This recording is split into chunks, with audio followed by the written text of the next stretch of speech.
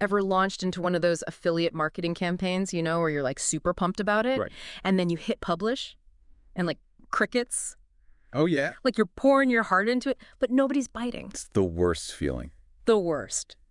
So that's why we're doing this deep dive today. Yeah, let's crack the code. Yes. Cracking the code of affiliate marketing success.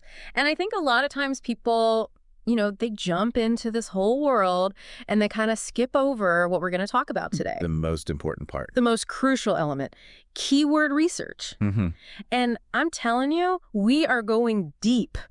This isn't just like, oh, here are some general tips. This is like, we're handing you a practical roadmap. Get ready to take notes, folks. Okay, so one of the things that I thought was so insightful from everything that we looked at is that effective keyword research is kind of like being a mind-reading chef.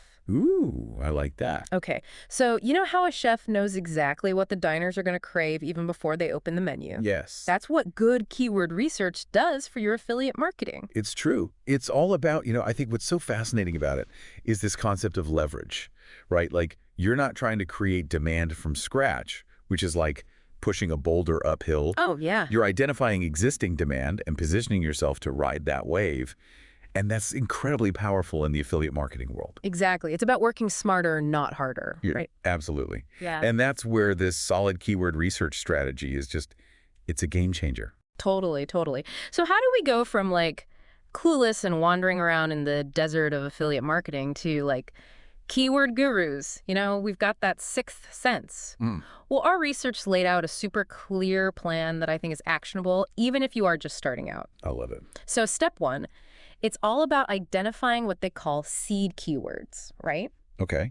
And I think about this like brainstorming, but instead of just throwing spaghetti at the wall and seeing what sticks, Right. we're using data to guide us. Data-driven brainstorming. Yes. So let's say, for example, you are, passionate about fitness and you have a blog, all things health and wellness. Okay. Your seed keywords might be something like protein powder, fitness tracker, yoga mat, just like those broad terms that somebody who is interested in that, they might search for. Absolutely. It's like establishing that foundation, right? Like mapping out the general territory of your niche before you start digging for those like little keyword gems that will really make your content stand out. Okay. Yeah. So we've got the foundation. This is where it gets fun, right? Absolutely. Because now we start to dig into, okay, what's the why behind those searches, right? Yes. Think about it this way. Someone searching for just yoga mat, they could be at any stage in their journey. Right. Maybe they're just browsing, they're exploring. But someone who's searching for best yoga mat for beginners with sensitive knees, Ooh, okay. they're telling you they're ready to buy. Yes, they're serious. They're serious. So how do we tap into that? And that's where understanding long-tail keywords comes in. Okay. This, honestly, it's a game changer for affiliate marketers. Okay, let's break it down because I feel like we've all heard this term. Yeah. But I think it's good to like really define it. So long-tail keywords are longer, more specific phrases that target a niche audience. They often have lower search volume. Right. But here's the kicker. They also tend to have less competition and higher conversion rates. Because you're speaking directly to a need, like somebody with sensitive knees who's looking for a yoga mat. They're probably not going to click on a generic like yoga mat ad. Right. They are looking for their specific problem. Exactly. It's not casting a wide net hoping for the best. You're using a laser to target your ideal customer. Okay, so we've got our seed keywords. We've got this power of the long tail keywords. What's the next step on our roadmap here to becoming like keyword gurus? This is where our trusty sidekick comes in. Keyword research tools. Okay. They help us uncover those hidden gems. They give us insights we don't have to guess. It's like a superpower. It is a superpower. And honestly, the best part, there are tools out there for every budget. Okay, good. You do not need to break the bank to start harnessing this power. I love hearing that. Yes. So what are some of these like must-have tools? Yeah, well, our research highlighted a couple of really great ones, starting with Google Keyword Planner. And that's a really great one for beginners because it's free. Okay. That gives you a solid foundation. And then you can get more robust with paid options. Ahrefs, SEMrush, Ubersuggest, these are the big players. And you know what I think is cool about so many of these is that they have like a free trial period. They do, yeah. So you can kind of go in, test it out, and see if it's right for you before you commit. Exactly. It's all about exploring and finding what works best for you. But regardless of the tool, the key is understanding the process, applying it consistently. Okay, so we've got a solid foundation now. We've got our seed keywords, we're on the hunt for the long tail keywords, and we've got our tools, our trusty sidekicks. How do we now take things to the next level? How do we really dominate the search results? What do you think? Well, that's a great question. Are you ready to level up? Let's do it. I'm feeling like a keyword ninja in training right now. All right, so level up time, right? We've got the basics. Yeah. Now we got to add some ninja level keyword strategies to our arsenal here. Absolutely. So one of the most powerful things that we uncovered in our research is using LSI keywords. Okay. And you can think of these like almost like the secret sauce, Ooh, I like that. That adds the depth and richness to your content that makes it irresistible, not only for Google, but also to your target audience. Okay, so tell me more about the secret sauce. What are we talking about here? So essentially, LSI keywords are terms that are related to your main keyword, but not necessarily synonyms. Okay. So they help Google understand the context of your content and make sure you're reaching the right people with the right search intent. So for our fitness blog example, if our main keyword was like protein powder, we might sprinkle in some LSI keywords like whey protein or plant-based protein, muscle gain. Exactly. Things like that. It's like adding those extra spices to your dish that really make the flavors pop. Right. It tells Google, hey, this content is legit. This isn't just stuffed with keywords. It's actually providing valuable information about this topic. And does that then tell Google that they should rank us higher because we're legit? Precisely. Okay, this is making so much sense. Okay, what other ninja moves do we have? All right, well, we can't talk about keywords without mentioning voice search. Oh, of course. Right, it's like we're all talking to our devices these days. Oh, yeah. Hey, Siri. Alexa, find me this. Right, exactly. And that means the way we use keywords is changing too, right?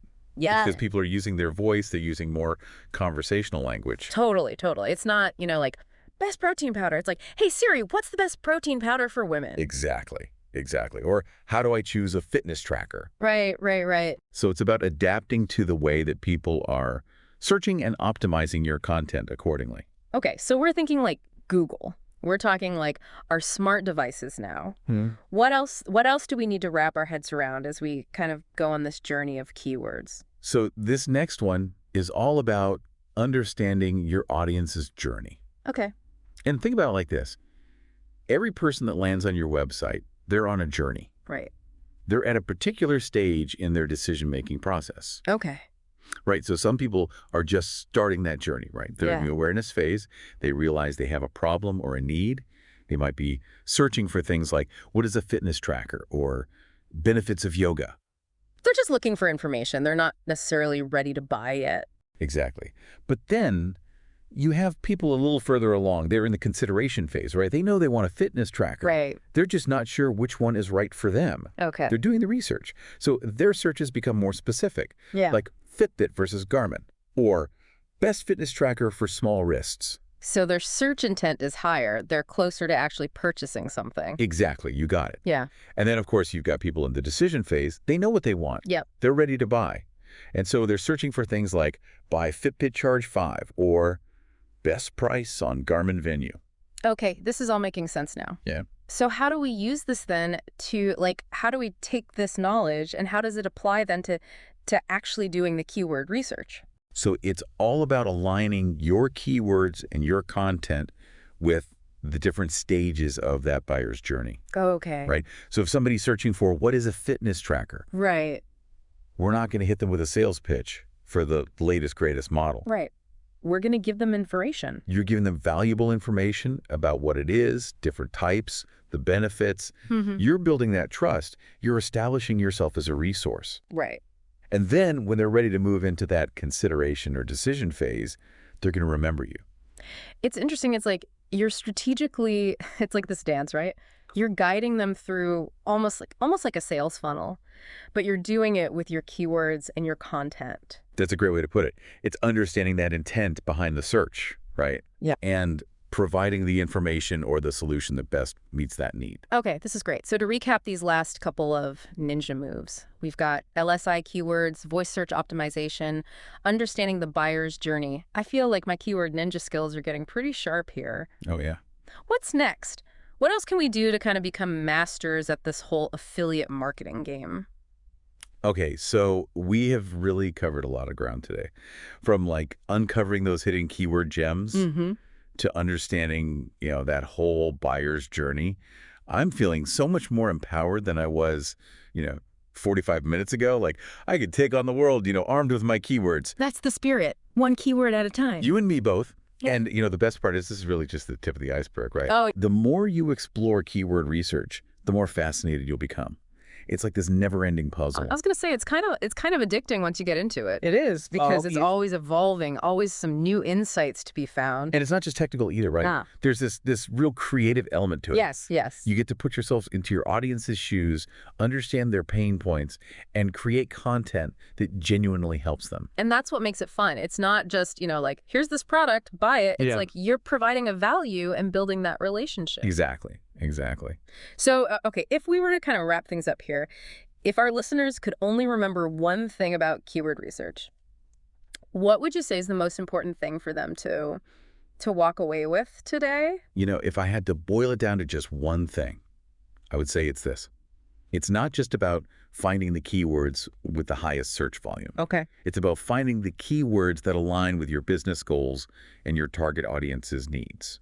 That's such a good point because you could be, showing up as number one for a keyword that's not even going to convert. Exactly. Yeah, it's not helpful. It's about working smarter, not harder. Right. Exactly. Focus your energy on attracting the right people to your content, those who are genuinely interested in what you have to offer. Right. You'll see so much more success than trying to appeal to everyone. Oh my gosh, so insightful. I feel like my brain is about to explode, but in a good way. That's a lot to process. In a good way. I feel like this has been such a good deep dive. I personally got a lot out of it, and I hope our listeners did too. Me too. It's been a pleasure. Yeah. Always fun to dive deep with you. Yes.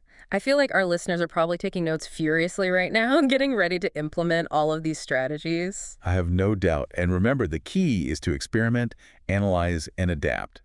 This world of digital marketing always changing. Yes. So stay curious. Oh, I love that. That's going to be like our little tagline. Stay curious, keep learning. Wise words. Okay. Well, until next time, happy researching, everyone.